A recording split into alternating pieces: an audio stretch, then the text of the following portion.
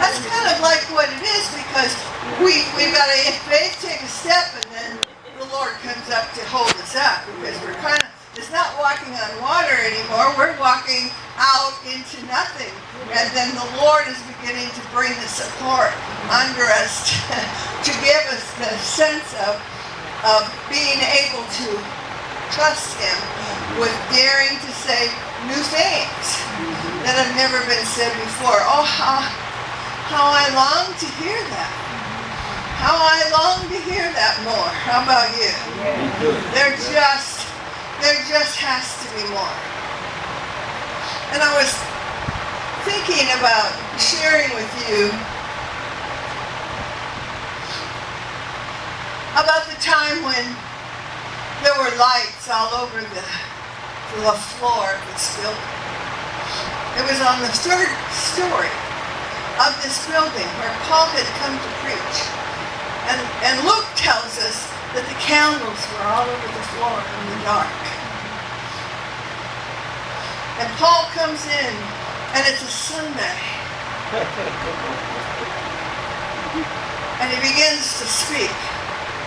You know, Christianity was never easy. When he began to speak on Sunday, the Jews don't celebrate Sundays. In fact, they had worked all day because that wasn't their Sabbath. But what Christianity did was break all the rules of Judaism. And one of their biggest rules was Sabbath. Yeah. I mean, when you come to Sabbath, you don't do anything. So Christianity came and said, we're changing everything. Everything that you used to do, we're not going to do anymore. We're not going to do this Sabbath thing. We're going to have Sunday be the Sabbath, because Jesus is the Lord of the Sabbath. So every day is Sabbath. So we are the Sabbath. It is the seventh day rest.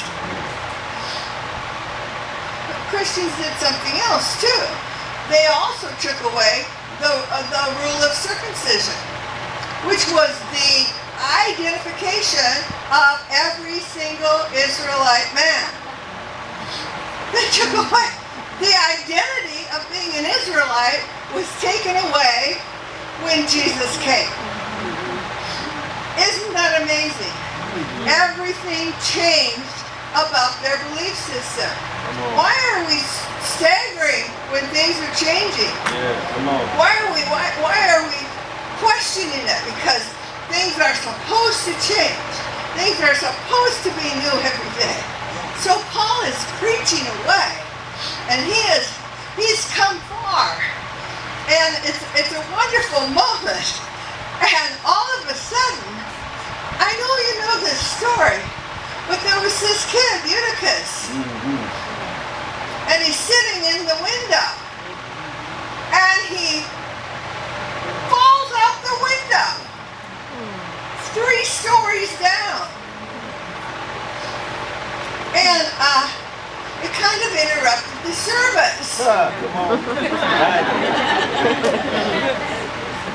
And so Paul is going, he probably said, excuse me, because we need to go get this kid. Now, Eutychus was probably about 14 to 16 years old, according to how we understand the words of young lad in the scriptures. And Paul went down and got him and brought him back upstairs. But the thing was, when he went down there, Eutychus was dead. Luke, who was a physician, a medical doctor, in case you're wondering about going to doctors, Luke was a medical doctor, and Luke said he was dead. Well, maybe the air was just knocked out of it. No, he fell 3 stories and he died. But the scripture says that Paul grabbed him, fell on him, and embraced him, and breathed on him. And it's the same word as when the father was looking for the lost son. Oh my God! And he said, at last I found you. It's the same word of embracing and loving and caring. What a moment! And I'm sure most of the congregation went down there too. And they were just not knowing what to think. But when Paul embraced him like that, the Spirit of the Lord healed that boy, and Paul carried him back upstairs. Jesus, I hear that. That is profound. That's profound. Hallelujah. There's so many people falling out of the windows of the church.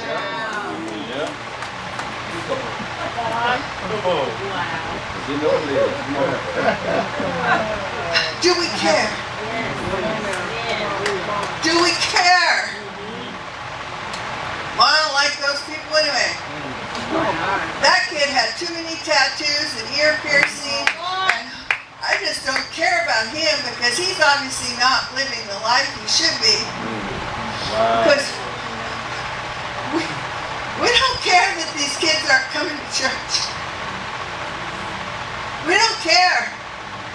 Because we just assume stay in this upper room and hear this high word, third story. We want to hear that third day message. Come on. And we don't care that those kids don't care.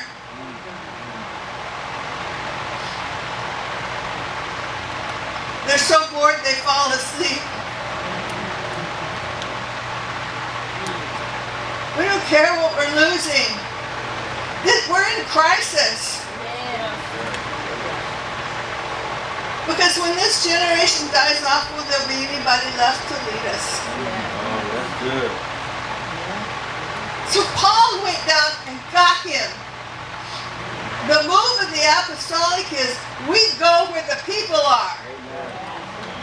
We humble ourselves. But I'm the big gun here, and I'm preaching, and I'm in charge. No, we go. We stop preaching. There's times when preaching the word is not what people need. Sometimes your great oration is not what is needed at the moment. God, my God, we need to stop and think. What? I hope you're hearing me, because kids are not the only ones falling out the window.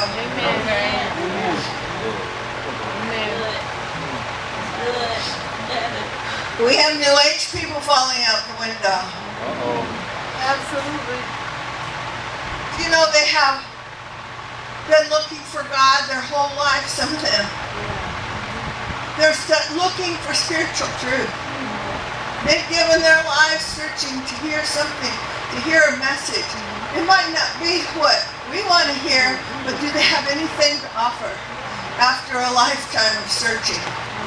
Or do we have such an imperial idea that we are so much better than everybody else that nobody can talk to us? When they have spent their whole life searching. Can we engage in a conversation where we can hear what they have to say too? Instead of just saying, I have the only truth. Hear me. Because they're falling out. We're losing some of the most spiritually inclined people because we're judging them from the get-go.